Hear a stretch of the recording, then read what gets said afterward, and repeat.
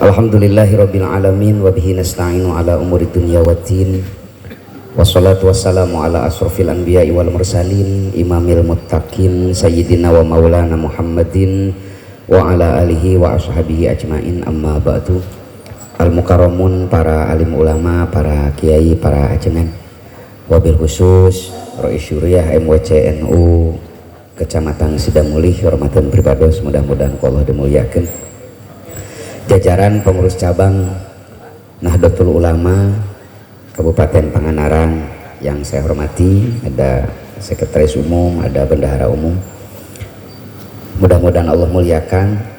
Sahabat-sahabat Gerakan Pemuda Ansor yang saya hormati, seluruh keluarga besar Nahdlatul Ulama Kecamatan Sidamulih, nu kuring DP hormat.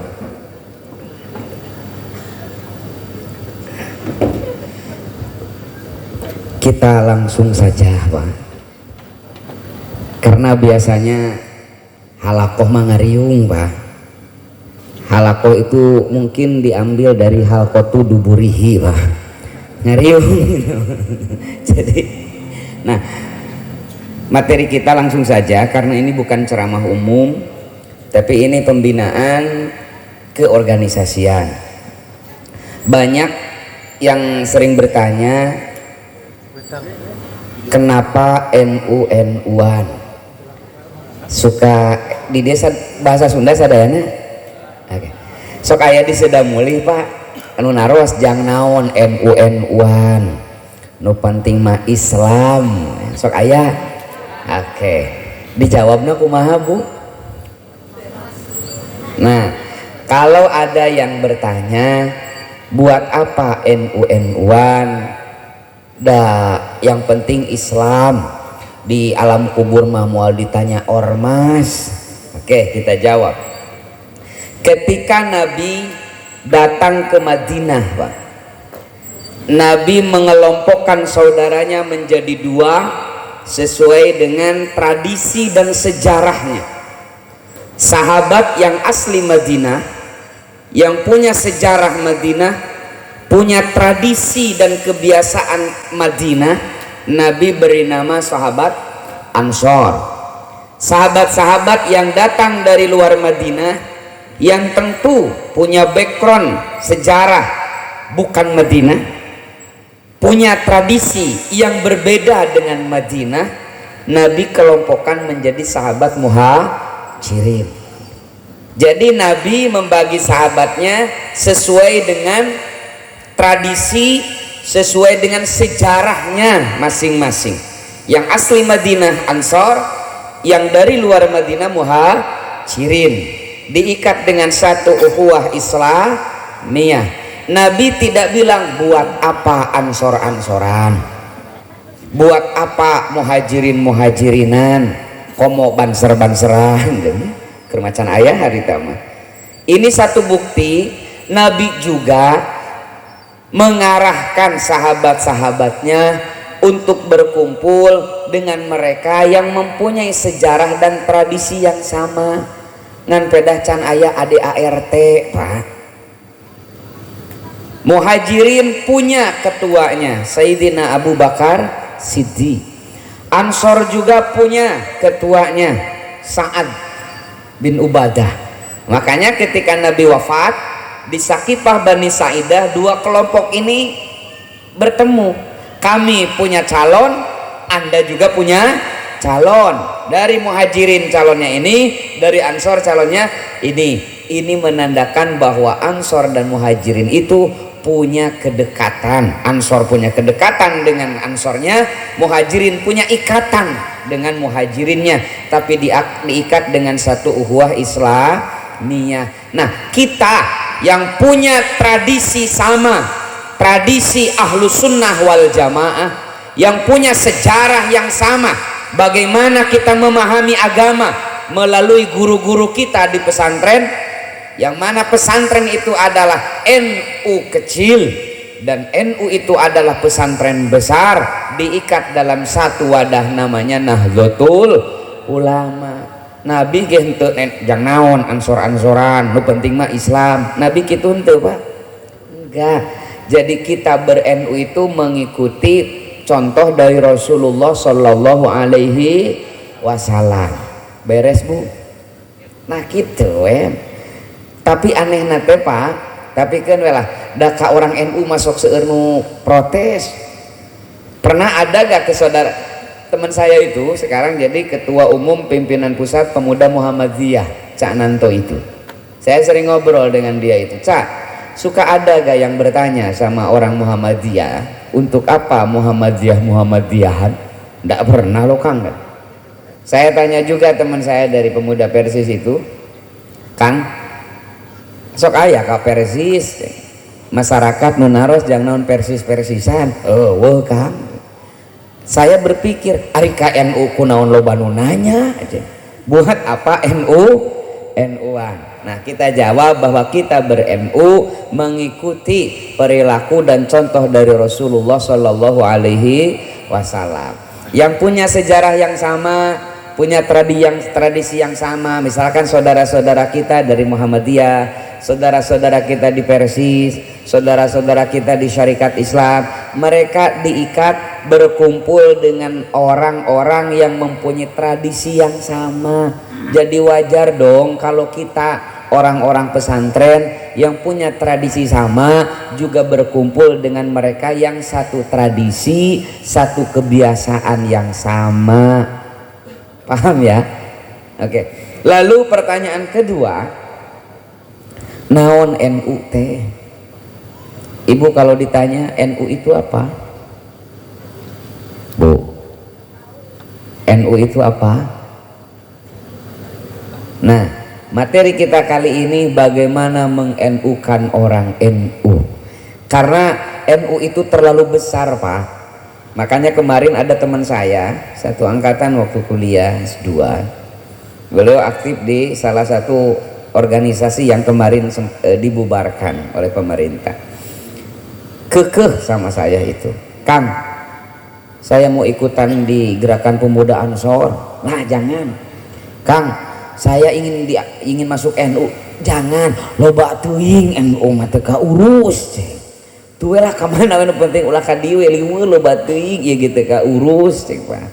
Artinya saking banyaknya kita warga NU sehingga pembinaan tentang ke-NU-an, tentang keaswaja kan, kalau untuk keaswajaan oke lah, tapi pembinaan tentang ke-NU-an minim sekali sehingga banyak adalah pengurus NU yang tidak tahu tentang ke-NU-an. Ketika ditanya untuk apa NU-NU-an, mereka bilang saya santai weh gitu. Makanya materi kita mengenal sekarang tentang apa dan bagaimana Nahdlatul Ulama itu, dengan harapan kita lebih yakin bahwa kita ber-NU itu sudah on the track, sudah di jalan yang benar. Itu saja sudah cukup bagi saya itu. Kalaupun nanti kita bisa menjelaskan NU kepada yang lain, itu bonus bagi saya itu. Nah, materi kita tentang ke-NU-an dulu. Ini materinya bagian 1. Sahur sepuh mah cacarakan Bang Arsa, karena penting sekali kita sampaikan sejarah Nahdlatul Ulama agar kita memahami dan bisa menjadikan NU sebagai inspirasi gerakan kita. Karena saya sering sampaikan pengurus-pengurus NU di anak ranting, di MWC, bukan mereka tidak mau berjuang untuk NU, mereka sudah berjuang, tapi kadang mereka bingung kudu kumaha carana. Terangan kedah kumaha. Kewajiban kita untuk memberikan informasi yang benar tentang Nahdlatul Ulama. Sok diheureuikeun geuning NU mah nurut udud cenah Pak. Kadang saya itu suka sakit hati Pak. Kenapa? Nama Nahdlatul Ulama itu hasil musyawarah para ulama-ulama kita. Ya. Bismillahirrahmanirrahim. Santai we ibunya. Nah, santai we sareng abdi malah. Anu bade ngupingkeun nuhun, anu bade kulem mangga, anu bade mulih ti payun mangga. La ikraha fiddin. Tidak ada paksaan dalam agama. Kan suka ada kiai mubalig yang neror jamaah. Dosa yang pengajian itu diampuni oleh Allah. Kamana keun dosana dibikeun kanu balik ti heula. Nah itu mubalig yang takut ditinggalkan mustami Pak. Kalau saya itu enggak lah, monggo saja. Kita mulai. Bismillahirrahmanirrahim. Hadratus Syekh Bahasim Asy'ari di dalam muqaddimah kanun asasinya, beliau menyampaikan muqaddimah kanun asasi itu Pak, pembukaan. Kalau dalam undang-undang itu ada pembukaan undang-undang dasar, kemudian ada undang-undang dasarnya. Nah, kanun asasi itu artinya anggaran dasar. Nah, ada pembukaan kanun asasi. Ini kata Bahasim salah satunya, sesungguhnya Jam'iyah NU ini adalah jam'iyah yang memperjuangkan keadilan dan kemaslahatan, membangun kedamaian dan kebajikan untuk seluruh umat. Maka organisasi NU ini akan terasa manis di mulut orang-orang yang baik, tetapi terasa menyumbat di kerongkongan orang-orang yang jahat, kata Bahasim. Kita napak tilas dulu. Sebelum Nahdlatul Ulama berdiri, hari Kamis Legi tanggal 16 Rajab 1344 Hijriah, karena perlu dicatat hari lahir Nahdlatul Ulama dalam anggaran dasarnya mengikuti hitungan Hijriah Pak. Jadi harlah MU sesuai dengan anggaran dasar itu 16 Rajab. Jadi Rajab sekarang itu NU genap berusia 1 abad. Makanya sekarang di PBNU dalam menyambut 1 abad Nahdlatul Ulama tahun depan, tanggal 16 Rajab 1444 Hijriah, Nahdlatul Ulama sudah mulai mempersiapkan kegiatan dari hari ini Pak, dengan diadakannya halaqah peradaban ya. Nanti di Pangandaran juga dilaksanakan, tapi waktunya saya kurang tahu, Mas Muad yang lebih tahu. 26. Oke. Halaqah peradaban dalam menyongsong 1 abad Nahdlatul Ulama yang bertepatan dengan tanggal 31 Januari 1926 Masehi. Nah, ini penting Ibu, paling tidak atau apalah hari lahir NU kayak gitu kan. Para ulama pesantren telah berperan mendirikan beberapa organisasi cikal bakal Nahdlatul Ulama ke depan, dengan Kiai Haji Wahab Hasbullah sebagai inisiatornya, seperti Nahdlatul Wathon, Nahdlatul Tujar, dan Taswirul Afkar. Kita akan kaji satu persatu. Ini beliau almarhum al-Maghfurlah, salah seorang pahlawan nasional, Kiai Haji Abdul Wahab Hasbullah. Pertama, Nahdlatul Wathon. Perlu dicatat, Nahdlatul Wathon yang dimaksud di sini bukan Nahdlatul Wathon yang didirikan oleh Tuan Guru Kiai Haji Muhammad Zainuddin Abdul Majid di Lombok pada tahun 1953. Yang sekarang ketua umumnya TGB itu Tuan Guru Bajang, ketua umum Nahdlatul Wathon. Nah, bukan Nahdlatul Wathon itu, tapi ini Nahdlatul Wathon yang didirikan oleh Kiai Haji Abdul Wahab Hasbullah pada tahun 1916. Jadi 1816 Pak, 10 tahun sebelum Nahdlatul Ulama berdiri, kiai-kiai pesantren telah mendirikan Nahdlatul Wathon. Ceritanya begini Kiai, ketika Mbah Wahab pulang dari Mekah setelah belajar sekitar 5 tahun, beliau melihat dan menyaksikan sendiri bagaimana terpuruknya hidup di bawah kolonialisme, di bawah penjajahan, sehingga beliau merasa terpanggil untuk bangkit memberikan kontribusi terhadap bangsanya dengan mendirikan Nahdlatul Wathon. Nahdlatul Wathon itu semacam pusdiklat kalau sekarang Pak, pusat pendidikan dan pelatihan, di mana Mbah Wahab Hasbullah mengundang santri-santri senior dari sekitar Jawa Timur untuk dididik, digodok tentang konsep kebangsaan ala pondok pesantren. Kiai Wahab ini keren sekali. Saya sering menyatakan hari ini Nahdlatul Ulama perlu sosok santri seperti Mbah Wahab yang mempunyai 2 kompetensi secara berbarengan. 1, dia mempunyai grassroots understanding. Teuing naon hartina teh Pak? Bukan mah kitu lah. Grassroots understanding itu pemahaman terhadap masalah terkecil yang dihadapi oleh masyarakat sehingga terpanggil untuk menjadi solusi.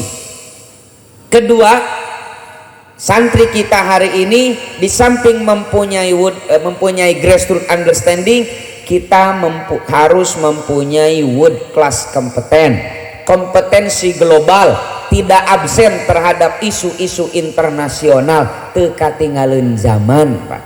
Nah, bahwa itu santri yang mempunyai dua kompetensi ini. Beliau memahami permasalahan terkecil di masyarakatnya, juga beliau itu sangat aktif terhadap isu-isu yang berkembang di dunia internasional. Salah satu isu paling seksi di dunia internasional awal abad ke-20, 1900 ke sini, adalah isu tentang nation state, tentang negara bangsa, tentang kebangsaan. Di Timur Tengah lahir Michel Aflaq, bapak nasionalisme Arab. Dialah yang mengkader nasionalis Arab yang bermetamorfosa menjadi partai Ba'ath di beberapa negara-negara Arab. Saddam Hussein, nah kayak gitulah kader-kadernya itu. Nah, Wahab tidak mau taken for given, kalau istilah kita itu, tidak mau taklid, tidak mau menelan mentah-mentah apa yang terjadi dari luar sana. Jadi itu rame, dicanak, ditelan mentah-mentah, enggak. Wahab mengambil isu itu dengan pendekatan kutubul muktabarah, dengan pendekatan tradisi kita di Nusantara, salah satunya dengan tradisi pesantren. Jadi keren, isunya internasional tapi ditanggapi dengan hajanah tradisi pesantren. Ini keren, Pak. Jadi mampu membumikan isu-isu yang melangit. Kadang orang mah, Pak, aya isu anu keren tapi tepati nyambung di masyarakat ya. Kenapa? Kurang mengemasnya, tidak sesuai biqadri uqulihim. Nah, Wahab itu keren. Beliau tahu isu internasional dan beliau mampu mengemas isu internasional itu dengan literatur, dengan hajanah, dengan keilmuan yang biasa digeluti di tengah-tengah masyarakat muslim pada saat itu, wabil khusus pesantren. Didirikanlah Nahdlatul Wathon untuk digodok bagaimana kitab-kitab pesantren, bagaimana hajanah intelektual pesantren menyikapi tentang nation state, tentang kebangsaan, Pak. Kami ayeuna mah panginten ayeuna nuju usum teh kamari corona.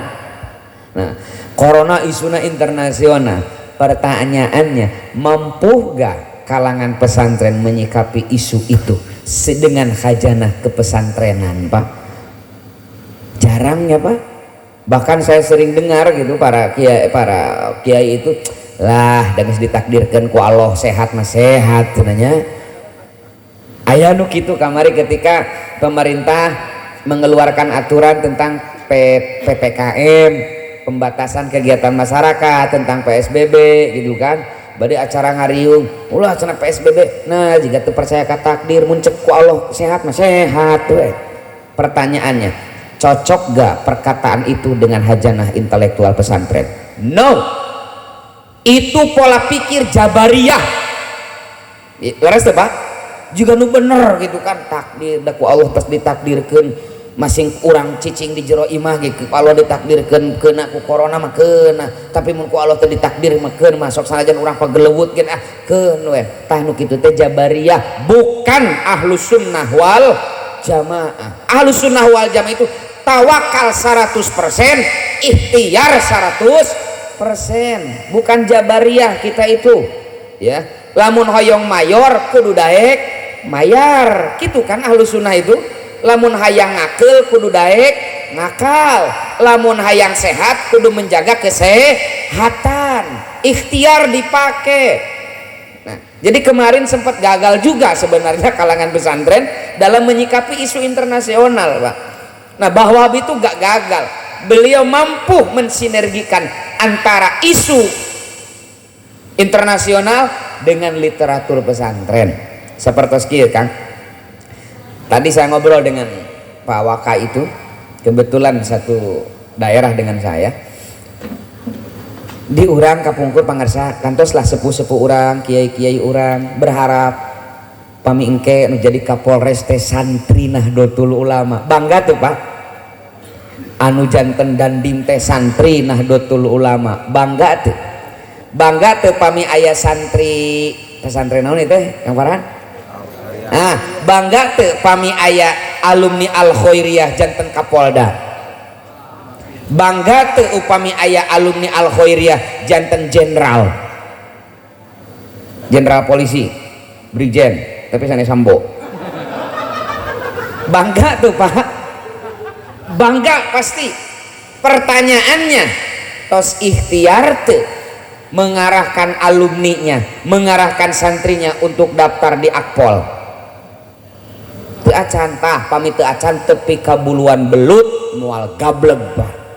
Laras teh memang jadi jenderal cukup ku istikharah Pak, gak ada sekolahnya. Upami aya alumni naon itu Al Khairiyah, upami aya alumni Al Khairiyah janten dokter, janten kepala rumah sakit, bingah hoyong pertarosanana tos aya teu santri Al Khairiyah nu diarahkeun daftar di fakultas kedokteran. Teu acan pami teu acan dugi ka buluan belut tepi kapir aon make gadget moal bisa Pak. Kenapa teu aya ikhtiar? Tak ieu penting. Ikhtiar teh penting. Tak halus sunnah mah bisa mengkomunikasikan antara tawakal dan ikhtiar seimbang. Oke. Nah, pada tahun 1916 bahwa Basbullah mendirikan Nahdlatul Wathon, kebangkitan tanah air, sebuah lembaga pendidikan untuk menanamkan nasionalisme di kalangan generasi muda, khususnya para santri. Kiai Wahab Hasbullah sebagai pimpinan Dewan Guru, Haji Abdul Kahar sebagai direktur, dan Kiai Haji Mas Mansur sebagai kepala sekolah, dibantu oleh Kiai Haji Ridwan Abdullah. Kiai Haji Mas Mansur ini kader Muhammadiyah yang nanti setelah Mbah Ahmad Dahlan wafat pada tahun 1924, Kiai Haji Mas Mansur inilah yang menggantikan Kiai Ahmad Dahlan dengan mendirikan Majlis Tarzih di Muhammadiyah itu. Kiai Haji Mas Mansur ini. Ya. Jadi memang kita NU dengan Muhammadiyah itu dulur tiba heula Pak eta teh. Aya wargi-wargi orang di Muhammadiyah. Oke. Kenapa? Mbah Ahmad Dahlan itu satu rekan dengan Mbah Hasyim Asy'ari, Pak. Ya, baik ketika di Bangkalan ataupun ketika di Mekah. Mbah Kiai Haji Mas Mansur ini juniornya Mbah Kiai Haji Hasbullah, baik ketika di Indonesia ataupun ketika di Mekah Pak. Jadi orang jeung Muhammadiyah teh dulur deket eta teh. Cenah kumaha Muhammadiyah mah jiga rada maju, atuh adi ngaranagikeun we urang mangelehan lanceuk mah. Adi eta mah ngelehan we urang mah lanceukna gitu kan. Kenapa junior kita keun we nya? Mata kenapa dulu lah waktu saya kecil, sekarang sudah alhamdulillah lebih baik. Baheula mah sok pasea teh NU teh jeung Muhammadiyah we Pak. Kunaon wajar da ari senok mah paket rokna moal jeung pacul Pak. Paket rokna teh jeung piring atawa jeung garpu. Karena NU dan Muhammadiyah itu satu genealogi, adi lanceuk wajar lamun dugdeg teh. Laras teh Kang. Nah, santai we langan ulah lila teuing ari pasea Pak. Komo jeung dulur hese pangih eta teh. Jadi dulu bareng-bareng mendirikan Nahdlatul Wathon Pak. Nah, yang menarik Pak, sebelum memulai kegiatan belajar mengajar, para siswa menyanyikan sebuah lagu, sebuah lirik yang ditulis oleh Kiai Haji Wahab Hasbullah, yaitu Yalal Wathon atau Subhanul Wathon yang tadi kita nyanyikan sebagai sarana menanamkan nasionalisme. Yel-yel Pak. Kenapa pakai bahasa Arab? Satu, di samping kiai kita ahli dalam bahasa Arab. Dua, ngarah teu kapangieun ku Belanda. Matak pakai bahasa Arab. Sok yalal waton, yalal waton, yalal waton, hubul waton minal iman, wala takun minal irman, inhadu alal waton. Terus cekap kadang repotnya cekap. Contoh we bungkul. Nah ini liriknya, ada dua lirik, tapi yang masyhur ini yalal waton, yalal waton, yalal waton, hubul waton minal iman. Hubul waton ngangeto Pak. Kade ya. Rusman mana Rusman teh? Tadi ketua panitia lain make dod, pakai to. Hubbul waton. Kalau pakai dod jadi hubbul wadon. Wah. Beda artinya itu man kan. Hubbul wadon. Makanya hati-hati bisi ayat titikan eta teh Bu, itu bisa dordar di imannya. Hubbul waton minal iman, cinta tanah air bagian daripada iman. Kebayang nggak tahun 1916 di mana Budi Utomo baru beberapa tahun berdiri, kiai-kiai pesantren mampu mengakulturasikan tentang nasionalisme dengan ajaran agamanya, mempunyai doktrin. Tahun 1916 lo bayangkan Pak, ketika Hindia Belanda sedang kuat-kuatnya, ketika bangsa kita belum bergerak secara masif Pak, kiai-kiai kita telah mendoktrinkan kepada santri-santrinya, cinta tanah air adalah bagian daripada iman. Artinya mustahil kita bisa menjadi mukmin, tak mungkin kita bisa menjadi muslim tanpa punya tanah dan air. Saya tanya sama ibu bapak, tiasa hirup di awang-awang calanga pejiga tongeret? Tidak bisa. Di tanah Indonesia kita berpijak, tanah Indonesia tempat kita sujud, air Indonesia yang kita minum, dengan air Indonesia pula kita bersuci. Makanya menjaga tanah air adalah modal utama kita dalam merealisasikan keimanan Pak. Jangankan tidak punya tanah air, tanah airnya sedang kacau saja Pak, sulit kita untuk merealisasikan keimanan. Sok taroskeun ka sepuh-sepuh urang zaman goromolan kapungkur keur Masariweuh, tiasa pangaosan dugi kalarut wengi kieu teu moal bisa. Kenapa? Negara aya, tanah air aya, tapi teu aman hese Pak. Komo tegableg tanah air ya. Kemarin aya nu nanya naon nasionalisme, cinta tanah air, eueuh ti dituna teu aya dalilna, eueuh contona ti Rasulullah, wartoskeun harewasan lain eueuh ti dituna akang can kaditu, lain teu aya dalilna tapi can apaleun dalilna. Kiai kita mustahil mendoktrinkan sesuatu kepada kita tanpa mempunyai dalil, tak mungkin. Kiai kita lebih alim, kiai kita lebih waro Pak. Pertanyaannya, apakah betul hubbul waton minal iman itu? Apakah benar mencintai tanah air itu ada dalam ajaran Islam? Mari kita buka khazanah intelektual Islam. Sekarang masih dalam suasana Muharram ya, suasana tahun baru Hijriah. Ada sepenggal kisah. Ini bisa Anda baca di dalam tafsir Al-Jami'ul Bayan karya Imam At-Tabari, atau bisa baca yang lebih mudah itu di dalam Fathul Bari Syarah Sahih Bukhari. Cenah badag ting ya, bukalah dalam Sahih Bukharinya ya. Di dalam Sahih Bukhari diriwayatkan sebuah asbabun nuzul dari surah Al-Qasas ayat 85. Surat naon Bu? Ayat 85. Nabi berangkat hijrah dari Makkah menuju kemana hijrah nanti? Di Makkah kemana? Krapiak. Kemana Bu? Ke Madinah. Nabi istirahat sejenak di Zuhfa. Nabi muka perbekalan istirahat Pak bade tuang, namanya dibuka tuanganana katingali jalan ke Mekah. Nabi ngadeg, lalu beliau menatap sejauh pandangan ke arah mana jalan itu mengarah.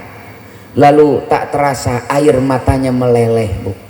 Lalu keluar dari lisan yang mulia, sungguh engkau adalah sebaik-baiknya tempat yang aku cintai. Andai masyarakatmu, andai kaummu tidak mengusirku, niscaya tak akan pernah aku tinggalkan engkau wahai Makkah tercinta.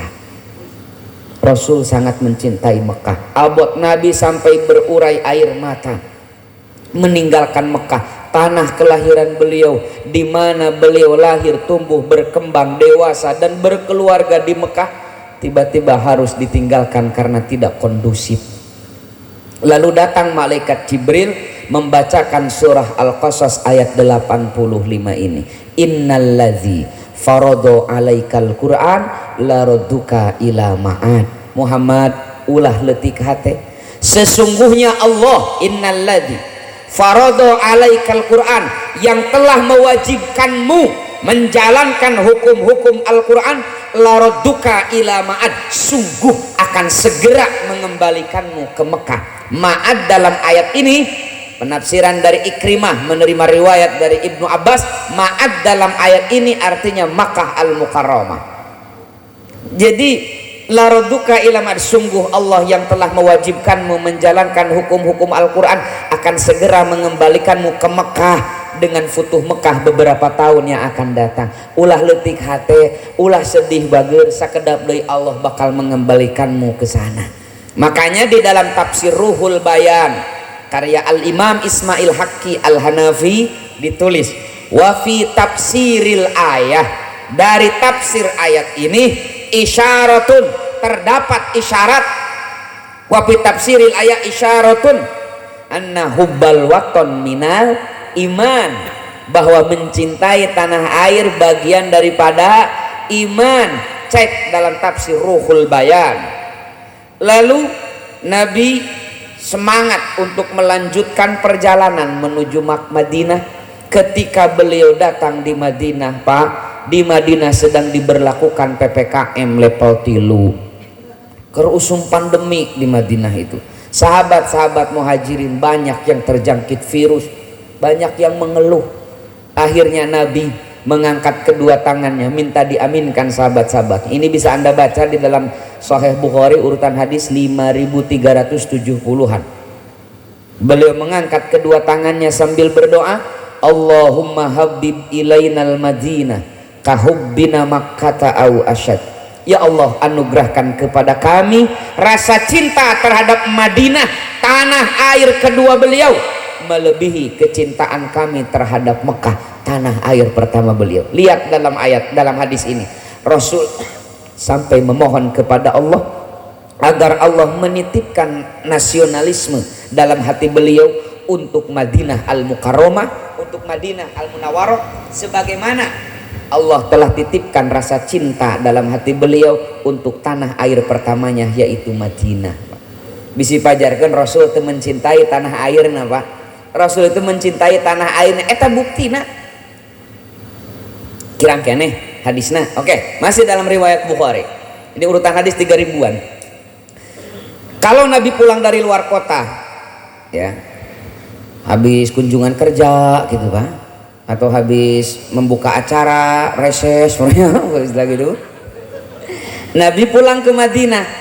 Setelah terlihat tembok-tembok batas Madinah, Nabi tancap gas, kalau istilah kita itu, mempercepat kendaraannya ingin segera sampai ke Madinah. Dalam Bukhari itu diberi tafsir oleh Ibnu Hajar Al-Asqalani dalam Fathul Bari, wa fil hadisi dalalatun ala fadlil Madinah wa ala masyru'iyati hubbil watan wal hanini ilai. Dari hadis ini punya 2 poin. 1 tentang kemuliaan Madinah, 2 disyariatkannya mencintai tanah ayat itu. Nah, mencintai tanah air teh, Pak, pabalatak ka Kiai NU mah boro-boro dalil mencintai tanah air, dalil ngaloko ge aya eta teh ngan moal dibejakeun ayeuna.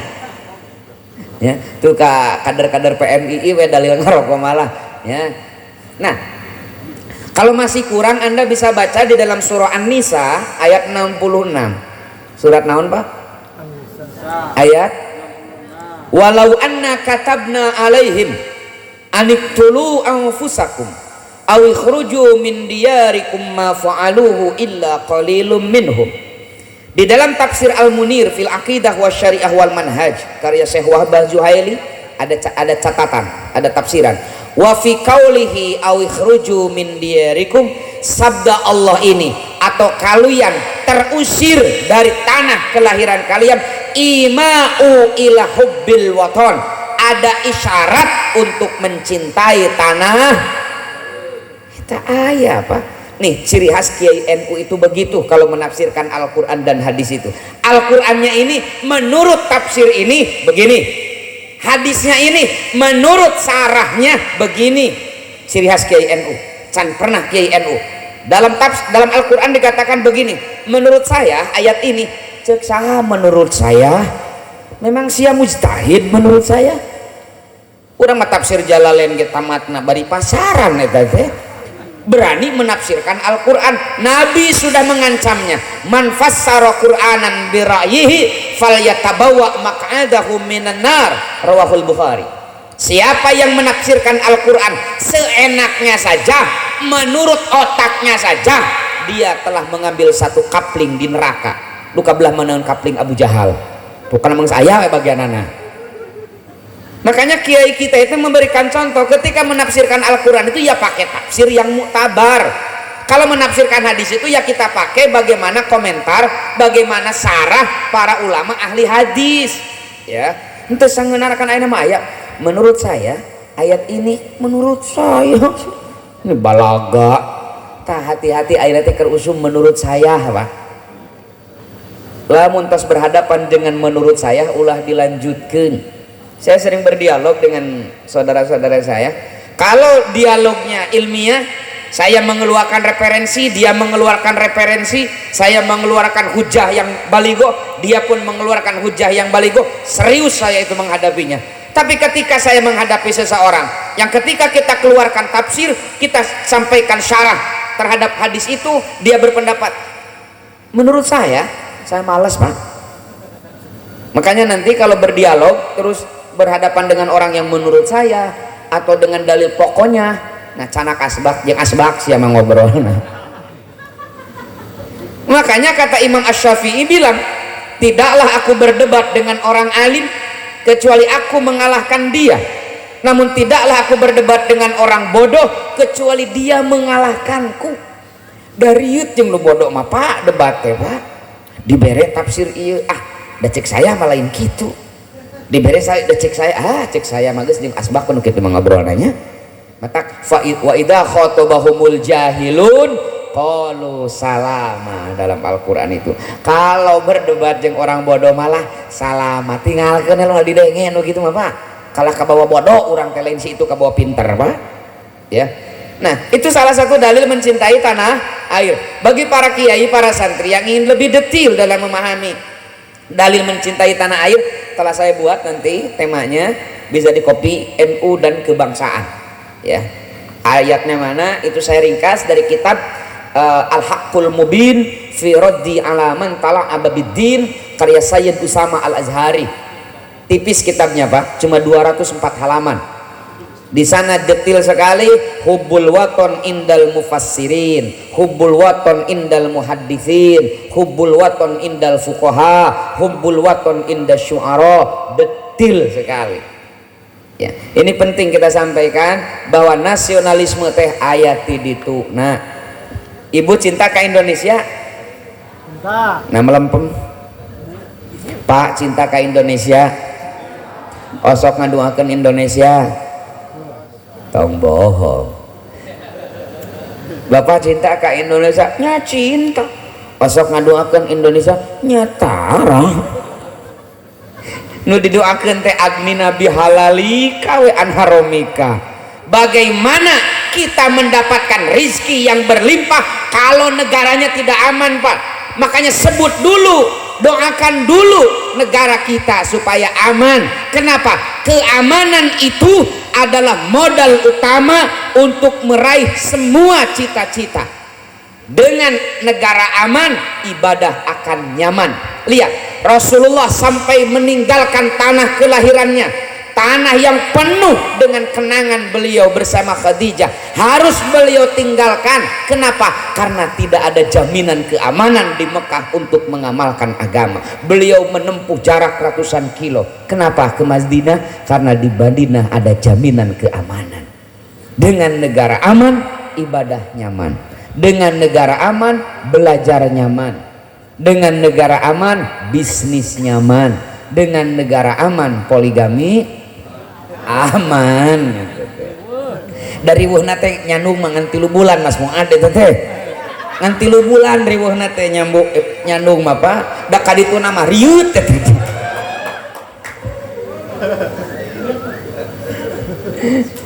Nah, kalau kita mencintai Indonesia Pak, mencintai tanah air kita.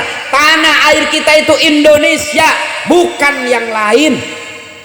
Kalau kita ingin diakui sebagai umat Nabi Muhammad, contoh perilaku beliau, bagaimana beliau mencintai tanah airnya. Bahkan di dalam surah Al-Baqarah ayat 126, mirip dengan surat Ibrahim ayat 35, ada contoh. Wa idz qala Ibrahimu rabbij'al hadza baladan amina warzuq ahlahu minas samarat. Kata Nabi Ibrahim, ya Allah, jadikan negeri ini negeri yang aman dan limpahkan kepada penduduknya rizki dari beraneka macam tumbuhan. Di dalam tafsir At-Tahrir wa Tanwir karya Al-Imam Thahir Ibnu Asyur, beliau menafsirkan doa ini masyhur, doa Ibrahim, tapi sebenarnya ini adalah doa setiap para nabi untuk negerinya. Jadi kata Thahir Ibnu Asyur dalam tafsir At-Tahrir wa Tanwir, setiap nabi itu mendoakan agar tanah airnya, agar negaranya aman dan dilimpahkan rizki. Doa setiap para nabi untuk negaranya, Pak. Makanya enjing mabu pas ngadoa tersebut lah, Rabbij'al hadza baladan amina. Bade ngange hadza baladan, bade nakiroh mangga Al-Baqarah 126, bade makrifat Ibrahim ayat 35, wa idz qala Ibrahimu rabbij'al hadzal balada amina. Bedanya Anda bisa baca di dalam tafsir Al-Qurtubi, kalau baladan amina nakiroh itu negaranya belum ada penduduk tetapnya, masih nomaden. Tapi ketika doanya rabbij'al hadzal balada amina, al balad itu negaranya sudah ada penduduk tetapnya, sudah terinput di KPUD setempat sesuai coklit, Pak, al-balad. Makanya kita pakainya yang Ibrahim 35 ya, Rabbij'al hadzal balada amina.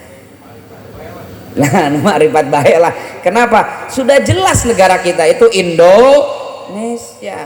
Doakan Indonesia dalam setiap untayan doa-doa kita. Kenapa? Ini adalah modal kita. Nusantara iya ibu ti Sabang dugi ka Maroke adalah sajadah panjang kita umat Islam Indonesia untuk sujud dan mengabdi kepada Ilahi. Kalau kita mencintai Allah, maka cintailah tempat sujud kita kepadanya, yaitu Indo. Keren Pak kiai-kiai NU itu. Tingali orang masa etik kan, hubul waton minal iman sakitu, tapi referensinya sagudang Pak. Ini baru 1% yang saya sampaikan dengan dalil nasionalisme itu ya. Mau saya sampaikan 100%? 2 tahun wah malam teuing jeung di beda kontrak ya katanya KBW lah khusus tentang kebangsaan. Karena tema kita sekarang tentang KNU-an dulu. Nah berjalan Pak, baru 2 tahun berdiri di Jawa Timur saja sudah ada 30 cabang Nahdlatul Wathon. Baru 20 tahun, baru 2 tahun sudah terbentuk 30 cabang Nahdlatul Wathon di beberapa daerah. Jadi alumninya setelah digodok, kemudian mukim, mendirikan lagi, copy paste lagi materi yang diajarkan di Nahdlatul Wathon pusat, diajarkan di kampungnya masing-masing, didirikan di pondok masing-masing, terus bercabang. 2 tahun tercatat 30 cabang telah berdiri Nahdlatul Wathon. Kiai Wahab puter otak Pak, karena pada saat itu belum ada BOP pesantren, belum ada BOS, belum ada dana hibah, belum ada aspirasi. Naon di dana-dana nu kitu teh nya? Lah loba nu kitu nya.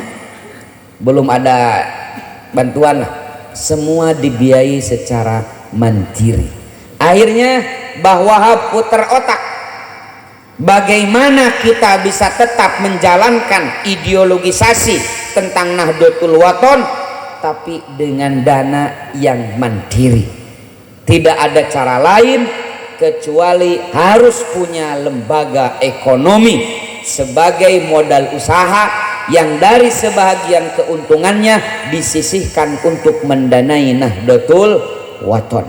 Makanya bahwa Hasbullah sowan kepada Mbah Hasyim Asy'ari pada tahun 1918 memohon petunjuk dari beliau bagaimana kalau kalangan pesantren punya lembaga ekonomi. Kata Mbah Hasyim, ACC disepakati didirikanlah Nahdlatul Tujar, kebangkitan para pedagang, kebangkitan para usahawan, semacam koperasi pondok pesantren didirikan. Nah, Kiai Hasyim bertindak sebagai ketua. Jadi Mbah Hasyim teh juhud cicing apa dikir ngajar enggak. Mbah Hasyim itu mengetuai koperasi pondok pesantren, Pak. Ya. Mata Kiai NU kudu aktif lah. Ya. Yang menarik, Pak, Nahdlatul Tujar ini didirikan karena lemahnya kemampuan ekonomi ulama sebagai pendukung suksesnya dakwah yang dijalankan. Jadi kiai itu harus kaya, Pak, agar dakwahnya fokus. Makanya di dalam Sahih Bukhari, di dalam Kitabul At'imah ada bab habsur rajul quwwatas sanah ala ahli. Di sana disampaikan Nabi itu setiap awal tahun menyetok makanan pokok untuk keluarganya selama 1 tahun ke depan. Aman Rasulullah itu. Jadi kulkasna teh badag muncul orang namanya. Satahunan aman makanan pokok nanti. Kenapa? Agar dakwah beliau fokus, tidak terganggu dengan urusan dapur. Kalau kader-kader Ansor bilang ulah tepika ini kopdar balik ngadordar, karena dapurna can beres. Makanya kiai itu harus kaya, Rasul juga kaya. Dan juhud itu bukan tidak berarti bukan tidak punya apa-apa. Juhud teh, Pak, juhud mah sagala loba tapi hate teu kaganggu ku dunya, eta juhud. Lamun teu gablegna naon hate teka ieu ku dunya wajar dan naon atuh asa kacida miskin kana demes kana dunia. Jadi juhud itu dalam keberlimpahan, sagala seueur tapi teu ngawagel mana, itu juhud ya. Dari anu miskin kemudian juhud malah gampang ya teman Pak. Batu bogaweun seperti malaikat henteu dosa, lain soleh eta teh tidak berpotensi untuk dosa. Matak solehna malaikat mah teh disebut bager, Pak. Laras teh kenapa teu galawan tapi manusia, Pak. Erek solehna teh lah lawanna teh luar biasa. Ya. Nah, zuhud itu ini pentingnya kebangkitan ekonomi kalangan Nahdliyin, ya. Kalangan Nahdliyin perlu bangkit secara ekonomi. Kenapa? Suksesnya dakwah itu salah satunya dengan kesuksesan ekonomi, aman. Makanya kata Sayyidina Ali, maqamaddin illa bil mal. Agama tidak akan tegak tanpa dukungan dana. Sok bade acara halakoh kieu, cekap istighosah, kemudian malaikat Jibril mawa senek. Mau bangun masjid, mau membangun pondok, mau membangun madrasah, cekap ketawasulan, kemudian projol malaikat Israfil mawa besi, Ijroil mawa semen, gitu ente Pak, ente kudu ka material, pertarosanana material kersaeun dibayar ku surat Al-Ikhlas, ente kudu duit Pak. Makanya betul kata Sayyidina Ali, maqamaddinillah bilmal, agama tidak akan tertegak tanpa dukungan dana. Bulan kemarin ketika halakoh di pesantren Al-Hamidiyah, tema kita adalah tentang kebangkitan ekonomi. Ya, silakan saja dibuka di channel YouTube PCNU Pangandaran ya. Lengkap sekali saya sampaikan bahwa Nabi kita itu Nabi yang kaya raya. Saya sampaikan bagaimana Imam Nawawi menyatakan siapa yang meyakini Nabi kita yang mulia miskin harta, dia telah berdosa besar. Nabi teh beunghar, Nabi teh beunghar sok eta. Setiap awal tahun nyetok makanan pokok setahun ke depan untuk keluarganya. Pertanyaannya, Rasulullah itu nanggung berapa orang untuk dikasih makan? 126 orang. Istrinya berapa? Anaknya berapa? Anak naon itu kawalon itu kurang anak tiri, anak terek putra terek nasabara hiji, pembantu nasabara hiji. ditanggung ku Rasulullah Pak 126 orang setahun aman makanan pokoknya. Itu baru dari satu lokasi Bani Nazir. Jadi Nabi punya harta fe dari Bani Nadir, sekali panen di Bani Nadir teh aman sembako untuk seluruh keluarganya selama 1 tahun. Nabi itu punya 15 bidang tanah Pak. Beunghar Rasulullah teh sok tinggali mas kawinan sabaraha. Memang mas kawin Rasul ke istri-istrina seperangkat alat sholat? Enggak Pak. Di dalam Sahih Muslim diceritakan, hadisnya riwayat Imam Muslim. Kata Abu Samah bertanya kepada Aisyah, wahai Aisyah, berapa mas kawin Nabi untuk istri-istrinya? Kata Aisyah 500 dirham.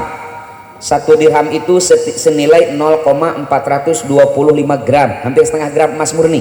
Ayeuna kali 500 sekitar 213 gram. 2 on sewang mas kawin Rasulullah ka istri-istri nana teh Pak. Aya di dieu nu baheula mas kawinna 2 ons emas? Aya teu? Minta deui kurang keneh berarti. Da istri Nabi mah mas kawinna teh 2 on sewang emas murni kali 8 Pak. Sabaraha 1,8 kilo emas murni. Eta teh karek jang mas kawin, acan jang walimah, acan jang bumi. Sok lain miskin Rasulullah teh. Ciri dina Al-Qur'an Nabi kaya Pak. 1, haram menerima zakat. Leres teh. Nabi itu haram menerima zakat. Makanya kata Imam Al-Qurtubi di dalam tafsir Al-Jami'ul Ahkamnya, salah satu hikmahnya kenapa Nabi haram menerima zakat, karena Nabi orang kaya, sehingga ketika beliau mendapatkan zakat itu sedang merendahkan harga dirinya. Jika ayeuna subsidi Pak, subsidi itu hanya untuk orang miskin. Ketika kita membeli yang ada subsidinya, berarti kita menganggap diri kita miskin. Cok ayeuna anu ngeusi pertalit tak eta teh miskin eta teh. Karena pertalit disubsidi. Ari bendahara umum PCNU mamanya nu pertalit atuh. Pertama Pak. Pertama, kenapa? Subsidi hanya untuk orang miskin. Nabi itu haram menerima zakat karena Nabi orang kaya. 2, Nabi itu dilarang menerima upah dari dakwahnya. Ittabi'u man la yas'alukum ajran. Nabi itu dilarang menerima upah dari dakwahnya. Tapi mohon dicatat, yang dilarang itu Nabi Pak. Ini tolong ditekankan ya. Nabi atau apa? Kenapa Nabi dilarang menerima upah dari dakwahnya? Karena Allah telah cukupkan ekonominya. Wa wajadaka ailang fa'alna. Kan jelas eta dalil-dalil Quran bahwa Nabi itu kaya raya. Ari salami iman Nabi teh sok dicitrakeun balangsak geuningan paknya. Mani karunya Rasulullah teh. Cenah urang masa kinten ayeuna kulem cenah aya bantal Nabi mah dugi ka ngagaraleng cenah ieu teh damisna teh tapak palapah korma da kulemna teh dina palapah korma pogo da kormana harita jiga upih di imah sia gitu kan. Nabi itu Pak, nih dalam hadis sahih, Nabi itu ketika datang ke Madinah kata Aisyah tidak ada sesuatu yang lebih disukai oleh Quraisy kecuali ranjang-ranjang di kamarnya.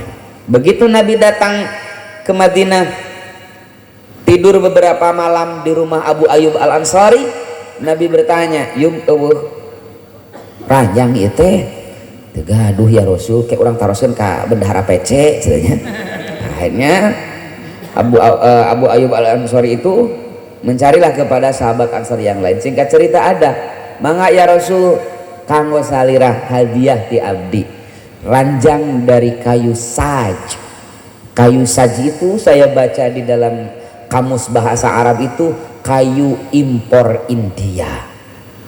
Kata Aisyah, di ranjang ini Nabi biasa tidur, di ranjang ini Nabi wafat, dan di bawah ranjang ini Nabi dimakamkan.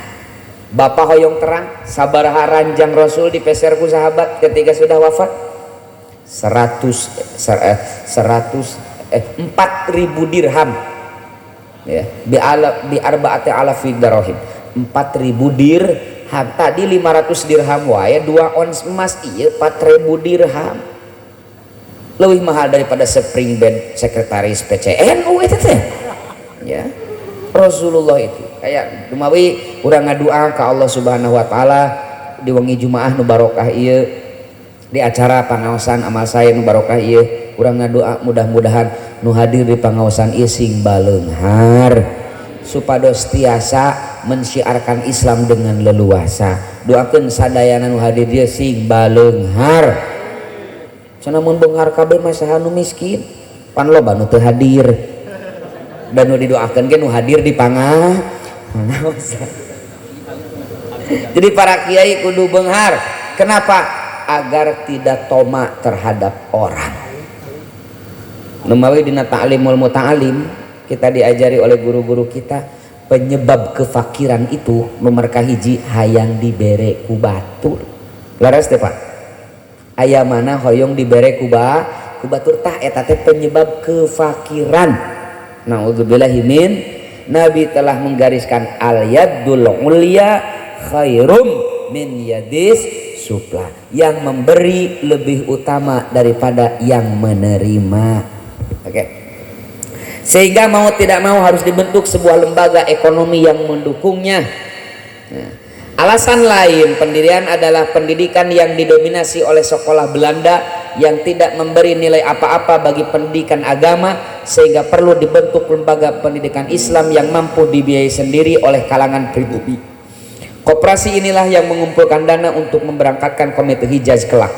Ketika NU berdiri, maka dengan sendirinya lembaga ini dilebur dalam NU yang sekarang bermetamorfosa menjadi lembaga perekonomian Nahdlatul Ulama LPNU. Aya kan di PCNU, LPNU. Nah, itu cikal bakalnya dari Nahdlatul Tujar. Oke, kita percepat. Ini yang paling mengerikan, Pak. Ini teks pidato Mbah Hasyim Asy'ari tahun 1918 ketika meresmikan Nahdlatul Tujar. Ada 3 alasan Mbah Hasyim. Yang pertama, banyak para kiai yang tajarrud, mengisolir diri dari praktek ekonomi padahal bukan makomnya. Akhirnya jatuh kismin. Dari kemiskinan itu banyak para kiai yang merendah-rendahkan dirinya di hadapan orang bodoh yang kaya atau di hadapan pemerintah yang zalim hanya untuk mendapatkan bantuan. Nabi tak mau muruah kiai direndahkan hanya untuk sekeping rupiah. Ini penting. Kapungkur imah kiai kapungkur gitu tahun 1918. Ada 2002 ayeuna mah leuwih eta teh. Jadi mari sama-sama kita memberdayakan, makanya di PCNU Pangandaran digerakkan koin NU, ada NU Care. Mari kita dukung bersama-sama. 1 rupiah yang kita titipkan ulah ngimukeun ti urang, Pak, urang mah sabulan 10.000 misalkan dina koin teh. Lamun mikirna urang sorangan 10.000, apa sih efeknya 10.000 bagi perkembangan umat? Tapi kalau 10.000 yang ada di koin NU per bulan itu dikalikan dengan jumlah warga Nahdlatul Ulama nu aya di Pangandaran, nu jumlahna aya puluhan ribu. Ah iyalah. Bangkungnya sok kali ke canak we lah 10.000 we Pak warga NU Pangandaran nu gaduh koin NU. Setiap urangna sabulana 10.000 kalikeun 10.000 kali 10.000 sabarahaeun. Itu bisa dipakai untuk mendanai, menyuplai, menjadi beasiswa bagi santri yang tidak mampu. Santri lah ulah beasiswanya kan aya beasiswa, aya bea santri, aya beas bulog gitu Pak. Nah, jadi bea santri. Kemudian kita menanggulangi penyakit masyarakat di Tasik mah Bang Emok. Ada di Sidamuli aya? Oh aya. Sugan mah bororek dikirim di Tasik. Saya itu tepa.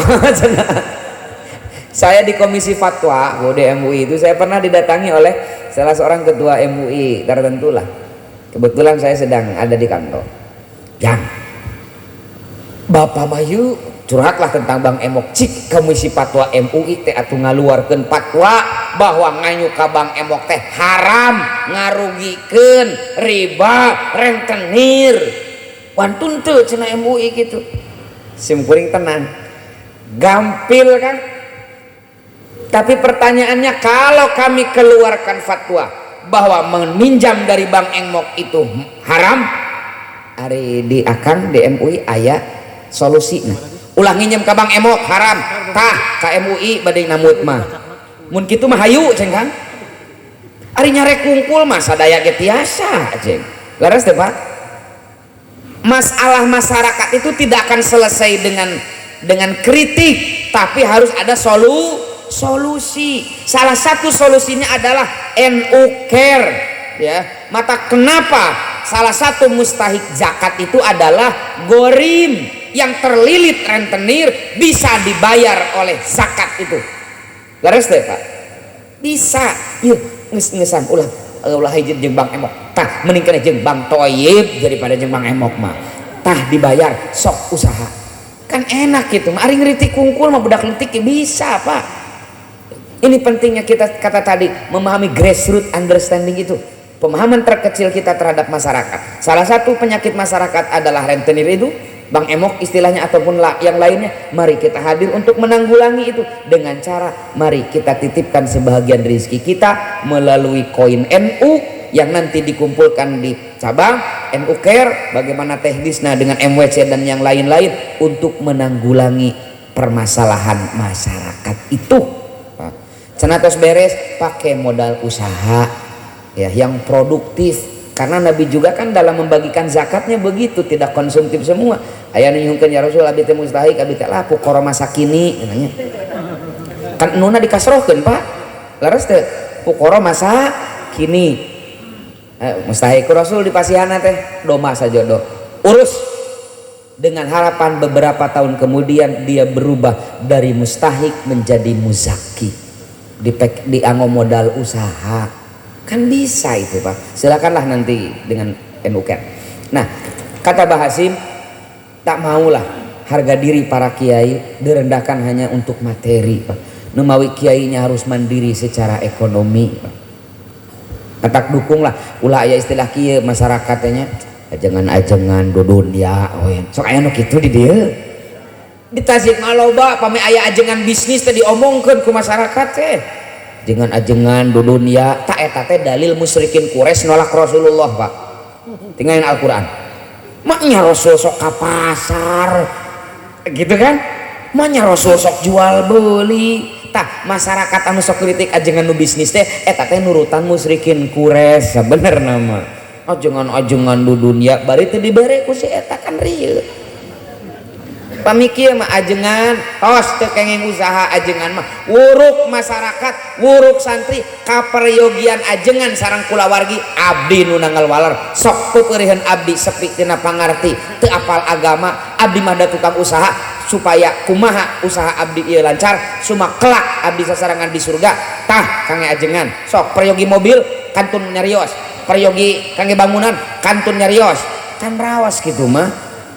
Raos pami anu kitu kan leuh fokus urang ge nya ngajar gue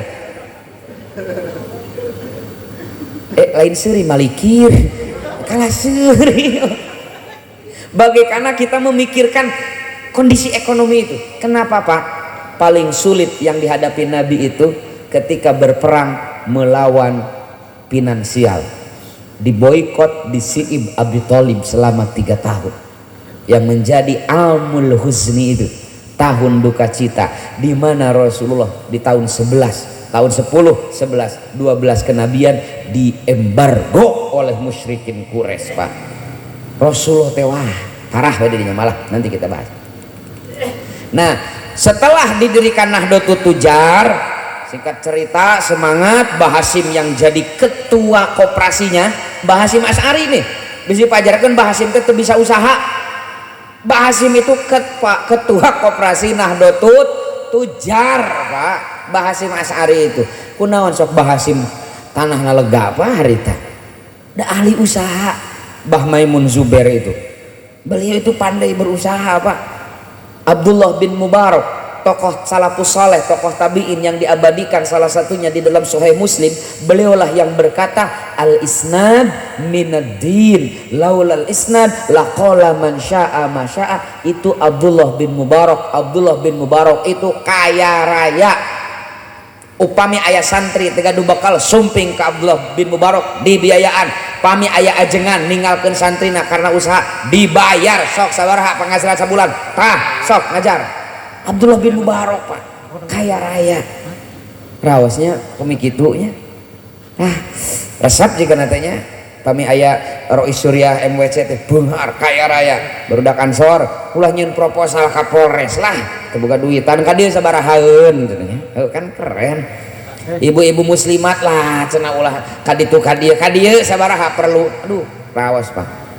Nah kadinya mah tebih urang teh mari kita kumpulkan uang kita sedikit dari rezeki yang kita ulujan sumping kersa deh.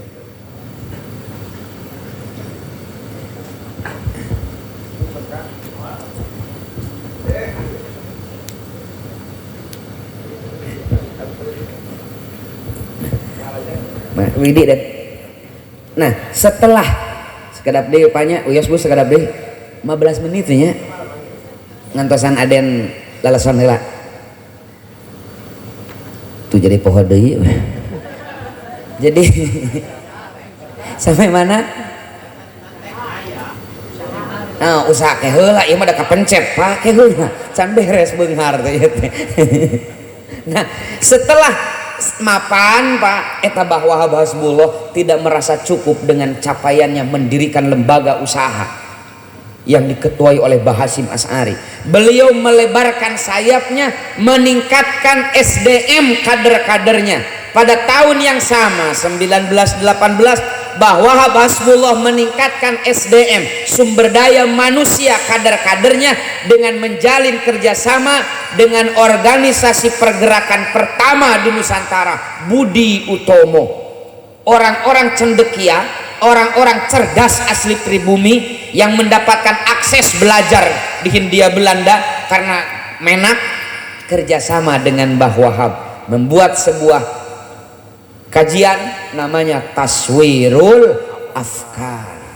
Jadi alumni Nahdlatul Wathon anu santri tos dididik di Nahdlatul Tujar bergabung dengan alumni Budi Utomo melalui satu kegiatan Taswirul Afkar. Kenapa? Peningkatan sumber daya manusia di mana santri-santri alumni Nahdlatul Wathon belajar tentang manajemen, belajar tentang ekonomi modern, belajar tentang negosiasi, belajar tentang politik, belajar tentang koperasi, belajar tentang berbagai hal ilmu-ilmu modern.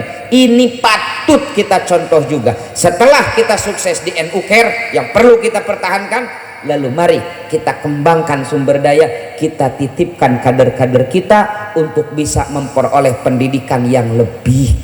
Ya, kita titipkan santri kita melalui beasiswa, kita titipkan dengan lembaga, dengan NGO yang lain agar meningkatkan SDM. Nah, kenapa? Supados urang bisa menjiwai Nahdlatul Ulama, kebangkitan ulama, kebangkitan orang-orang yang berilmu.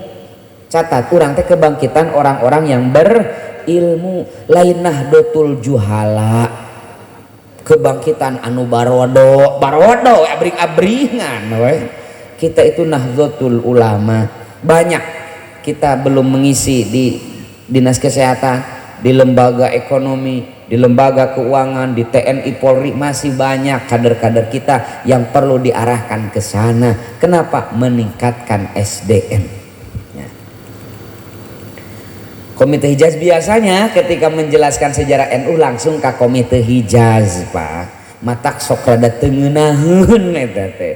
Kenapa? Langsung karena Komite Hijaz. Nah nanti karena wong itu ada pelantikan serang arahan di ketua PC, materinya nanti sudah saya kopikan, di share, mangga di share. Nanti beberapa materi lagi saya kopikan, di share di grup MWC, grup ranting, grup patayat, grup muslimat, grup nanaon, share. Pami HP atos Android biasa langsung dibuka dina handphone. Pami ibu bapak nu sepuh anu HP na acan Android tiasa ngeprintkeun ka sahabat Ansor.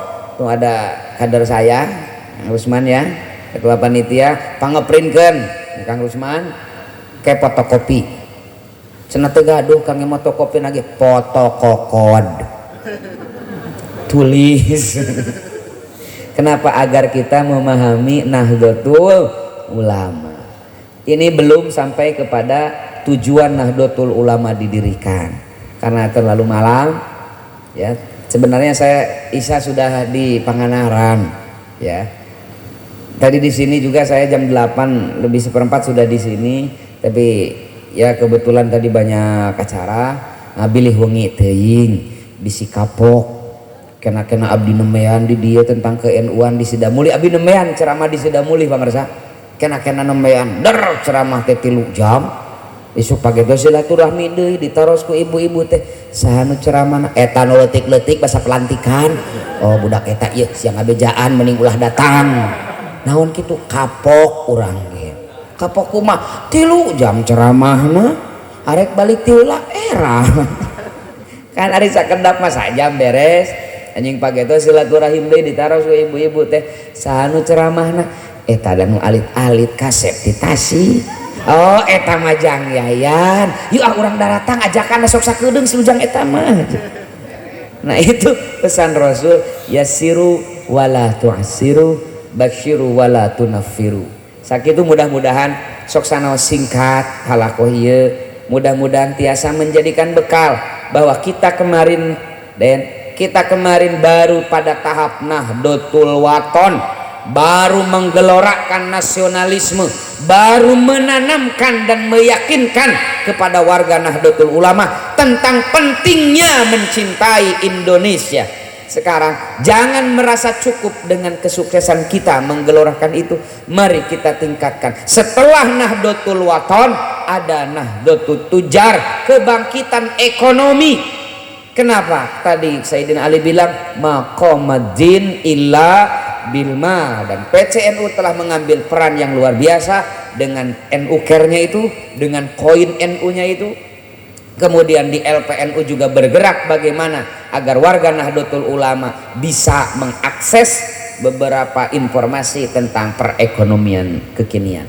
Lalu nanti setelah Nahdlatul Tujar dan ada proses selanjutnya taswirul afkar. Bagaimana kita meningkatkan SDM warga NU, kita dukung lembaga-lembaga pendidikan NU supaya lebih siap dalam menghadapi era globalisasi. Kita siapkan santri-santri IPNU IPPNU kita untuk menjadi pemimpin di masa depan dengan mengarahkan, membantu mereka masuk di lembaga-lembaga pendidikan tinggi bonafit. Kenapa? Agar mereka bisa ikut serta mengelola negara dengan kapasitas yang mumpuni. Sakitu nu tiasa kapihatur, mudah-mudahan sanes waktu tiasa disambung deui. Hapunten anu kasultina sanes kanten kalapatan. Hadanallahu wa iyyakum ajmain wallahul muwaffiq ila aqwamit thoriq. Wassalamualaikum warahmatullahi wabarakatuh.